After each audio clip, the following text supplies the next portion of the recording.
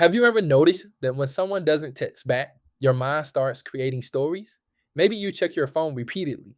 Maybe you wonder if they're losing interest, or maybe you're the opposite. Maybe someone gets too close, wants more time together, and suddenly you need space. You stop responding as quickly. You become less interested. You start focusing on their flaws. Most people think these behaviors are random. They're not. Psychologists who study attachment theory have found that many of us develop predictable ways of dealing with the fear of losing connection. Some become anxious, some become avoidant, some become a mixture of both.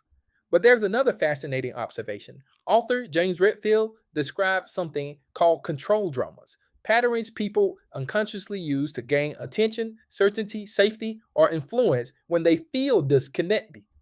See if you recognize yourself. Some people become what he called the interrogator. They ask questions, lots of questions. Where are you? Who are you with? How do you feel about me?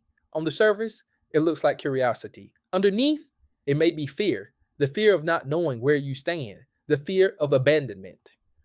Others become aloof. Instead of moving closer, they pull away.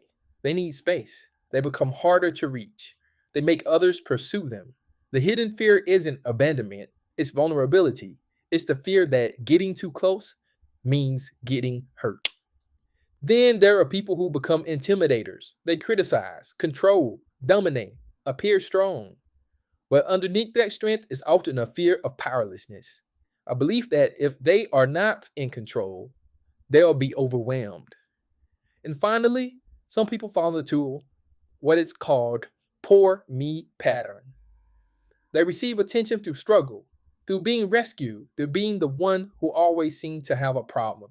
The hidden fear that they won't matter unless someone is taking care of them. Now, here's the important part.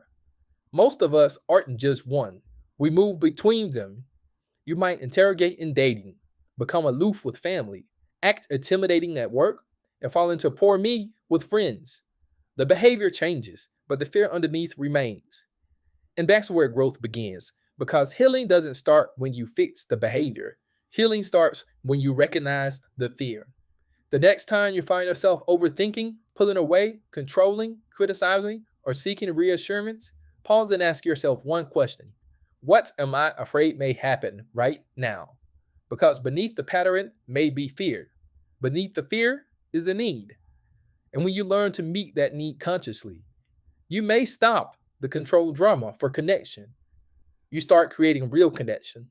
So I'm curious, which pattern do you recognize most in yourself? The interrogator, the aloof person, the intimidator, or the poor me? Let me know in the comments.